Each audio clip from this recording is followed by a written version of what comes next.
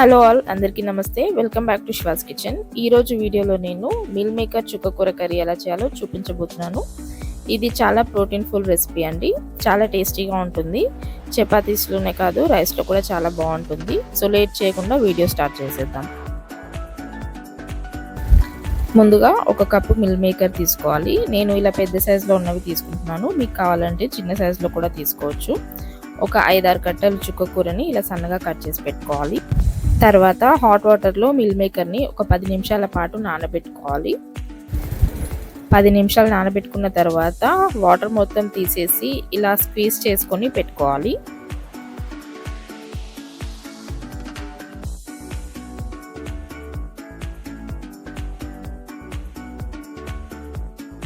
తర్వాత stove on చేసుకొని ఒక కడాయి తీసుకొని అందులో 2 టేబుల్ స్పూన్ ఆయిల్ వేసుకోవాలి.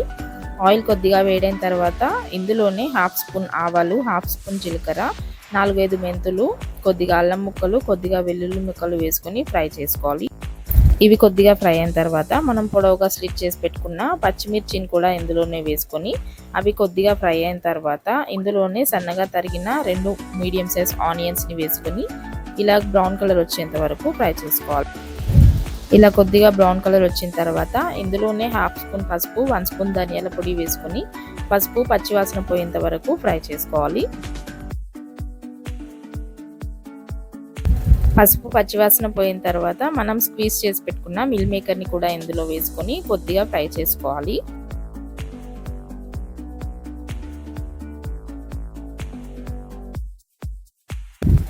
రెండు నిమిషాలు ఇలా కలుపుకున్న తర్వాత ఇందులోనే మనం సన్నగా తరిగి పెట్టుకున్న 2 మీడియం సైజ్ టమాటాలని వేసుకొని టమాటాలు మెత్తబడడానికి సాల్ట్ ఇప్పుడే వేసుకుంటున్నాను. నేను 1 టేబుల్ స్పూన్ సాల్ట్ వేసుకుంటున్నాను. సాల్ట్ వేసుకున్నాక టమాటాలు మెత్తబడేంత వరకు మగ్గించుకోవాలి. ఒక 2 నిమిషాలు మూత పెట్టి మగ్గించుకుందాము. 2 మినిట్స్ తర్వాత మూత తీసుకుని ఒకసారి బాగా కలుపుకోవాలి. టమాటాలు ఇలా మెత్తబడాలి. ఇలా మెత్తబడిన తర్వాత ఇందులోనే మనం కట్ చేసి పెట్టుకున్న చుక్కకూరను కూడా వేసుకోవాలి. ఆకుకూరలను ఎప్పుడైనా 2-3 సార్లు వాష్ చేసుకొని కట్ చేసుకోవాలి. చుక్కకూర మొత్తం వేసిన తర్వాత మరో ఒక 2 నిమిషాల పాటు మూత పెట్టి మగ్గించుకోవాలి. 2 నిమిషాల తర్వాత మూత తీసుకొని ఒకసారి బాగా కలుపుకోవాలి. చూసారు కదా, చుక్కకూర మొత్తం మెత్తగా ఉడికిపోయింది. ఇలా ఉడికిపోయిన తర్వాత ఇందులోనే 2 టేబుల్ స్పూన్ కారం, 1 table spoon garam masala powder వేసుకోవాలి. గరం మసాలా పౌడర్ నేను ఇంట్లో తయారు చేసిందే వేసుకుంటున్నాను. మీకు రెడీమేడ్గా దొరికితే రెడీమేడ్ది కూడా వేసుకోవచ్చు. ఇవి 2 వేసుకున్న తర్వాత ఒకసారి బాగా కలుపుకోవాలి. ఇలా బాగా కలుపుకున్న తర్వాత మరో 2 నిమిషాల పాటు మూత పెట్టి మగ్గించుకోవాలి.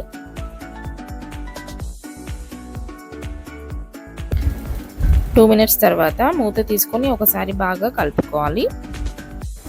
ఇలా బాగా కలుపుకున్న తర్వాత స్టవ్ ఆఫ్ చేసి వేడివేడి అన్నంతో కానీ చపాతీతో కానీ సర్వ్ చేసుకొని తింటే చాలా టేస్టీగా ఉంటుంది. అంతేనండి, ఎంతో టేస్టీ అయిన చుక్కకూర మిల్ మేకర్ కర్రీ. ఈ రెసిపీ కనుక మీకు నచ్చినట్లయితే లైక్ చేయండి, షేర్ చేయండి, కామెంట్ చేయండి. మరిన్ని ఇంట్రెస్టింగ్ రెసిపీస్ కోసం మా ఛానల్ని సబ్స్క్రైబ్ చేసుకోవడం మర్చిపోకండి. పక్కనే ఉన్న బెల్ ఐకాన్ నొక్కడం కూడా మర్చిపోకండి.